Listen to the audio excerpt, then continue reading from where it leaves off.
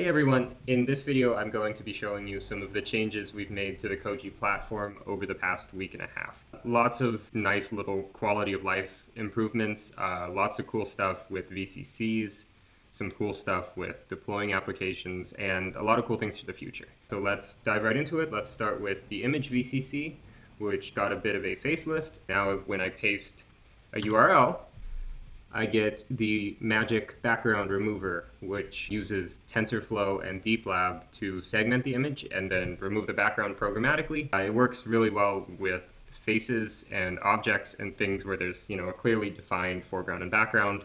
Not so well with abstract things or cartoony type things. Super cool if you are making a game that uses photos. Makes it super easy to get an image of somebody. And then now we've got this cool cropper tool, so I can crop the image, save it, and it's good to go. Sounds also got updated, so we got nice new actual waveforms in here, and then I can continue with the Taylor Swift theme and find a YouTube URL and simply paste the YouTube URL into the VCC, and it'll download the audio from the video without me needing to use some third-party ripping tool. So I can trim it to get just the part that I want. Let's save it, and now it will upload it to our CDN and then queue it for transcoding. Some sounds in the past that people have uploaded through the VCCs have had like weird comments in the actual binary file, or they've sort of had general weirdness that made them not load well across browsers, or they've been sort of giant, uncompressed, big files. This makes it super easy to trim things down into manageable bite-sized files and validate them to make sure that they'll play well across all the different browsers. Let's mute this again. What's next? So Koji Tools is now called Koji VCC. Just to make it a little more clear about what the library does. Those of you who are not familiar, this is the helper library to consume Koji VCC JSON in your project. You don't have to use this. There's no requirement that you use this. Basically, all this does is look through your entire project directory to find JSON files that look like Koji VCC files, and then reduce them down into one giant JSON object that you can access inside of your code. One of the things that the old Koji tools did that we moved out of this package and into the platform is the wrapper around console logs. So if I go back to this project over here and I click show logs, I get the logs from this frame in here.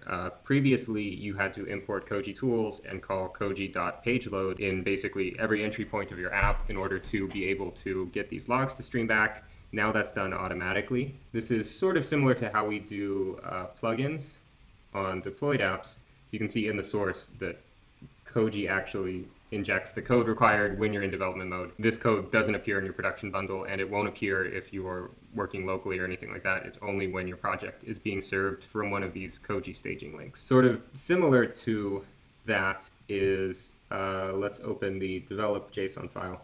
So previously there was a lot of structure in this file. This is the file used by the Koji Editor in order to understand what processes need to start inside of your project and what ports need to be opened up on the editor server, and what events in the terminal to listen to in order to know when your project is loaded. So basically, we no longer need this events object. It used to use it for knowing when to reload this live preview over here. Now that just happens automatically. It just keeps trying to reload it until it gets something. And then something else that's cool now is that this port used to have to be explicitly specified when the editor session started so that the editor would know to open it up on the server so you could connect to it. Now everything is forwarded directly into your editor, so you can change any of these ports, change the ports that your development services run on, all that good stuff without needing to restart the editor or do anything like that. Generally trying to make it easier for people to take their code, take their project, and get it up and running on Koji, making it more clear what the requirements are to use this thing and helping people digest the mental model of what's going on here. So that's about it for the editor. There's a couple other cool little things in here. We've got icons for different file types now, which was a commonly requested thing. Markdown documents have a bit of a cleaner style. They look a little nicer, which is cool. So next on the list is the Koji Profiler. What this does is once you deploy an app, we queue it up to be loaded inside of a headless browser.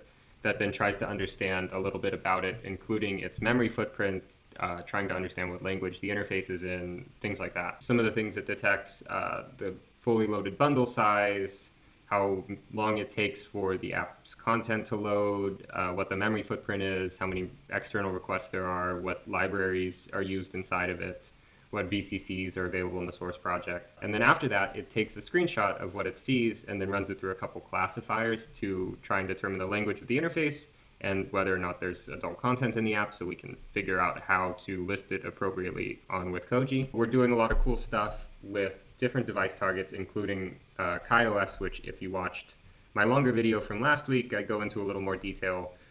Basically, it's a super low-powered phone that's used in different parts of the world in newly connected communities in the developing world. So being able to understand kind of which apps that are published to Koji are appropriate to be served to those kinds of devices versus the kinds of apps that might, need some crazy GPU requirements to run is going to be super valuable to us long term. Right now, this data is only available kind of for me in admin mode, but I think we're probably going to open it up so that if you are the creator of this app, you can see what the profiler sees and see how we understand your deployed app. Something else this does is it actually checks if there are render blocking errors in the JavaScript. And then if there are, it delists the app from this related app section. So as you're kind of browsing around, you don't really run into apps that don't load or apps that crash things or things like that, which is cool. Speaking of discovery experience, some of you may have seen this kind of top bar in full screen that lets you auto advance. It got a little bit of an update. It's super cool on mobile. Now you can actually shake your phone to get it to auto advance to play the next app, which is a really fun way of just browsing through and seeing what stuff is on here. If you're on an iOS device, you need to go into your phone settings and go to the Safari settings and enable the toggle to allow websites access to motion data in the app, because Apple is super intense about that for some reason. Once you do that, you can shake. Android, you can shake all day. What else? Okay, so, minor thing, but a lot of these apps that were submitted to with Koji were being served on, where are you? On a subdomain of with Koji. So it would say like front end, and then it would have the UUID of the release .withkoji.com. So that default auto-generated domain has been changed to be kojiapps.com. This is to get the browsers to isolate the processes a little bit more from their containers. It also means that autoplay audio is not allowed anymore. So browsing these apps on the web, on desktop, will now be the same. If you dealt with any of the audio issues for mobile Safari where you needed user input in order to actually get the audio to start playing, that's now the case on desktop. It makes the browsing experience a lot less annoying. It also makes developing a lot less annoying because the live preview isn't auto-playing everything all the time as you're trying to edit. Okay, some other stuff. You may have noticed the namespace field in the advanced options when you're deploying an app and wondered what that was. It's not super important right now, but basically it's a way to mark your app as being part of some kind of larger group or community and swap out the player that renders when it's viewed in here or when it's embedded on some other site.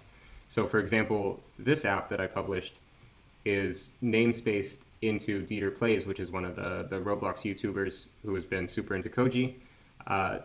Basically, this means that any app that I pass into this namespace gets rendered inside of a different player. So it gets rendered inside of this branded player that belongs to this community.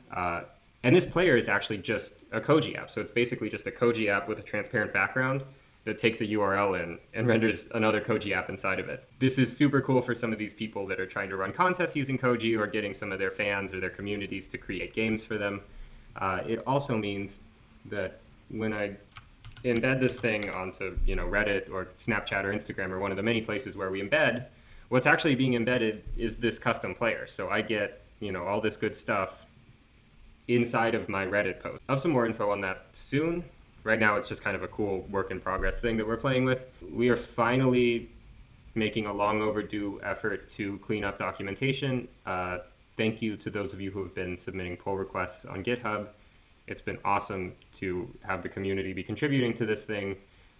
Any of these pages in here is actually you can just edit on GitHub. So you can just, submit a pull request, do whatever you want. I'll try and approve it as quickly as possible.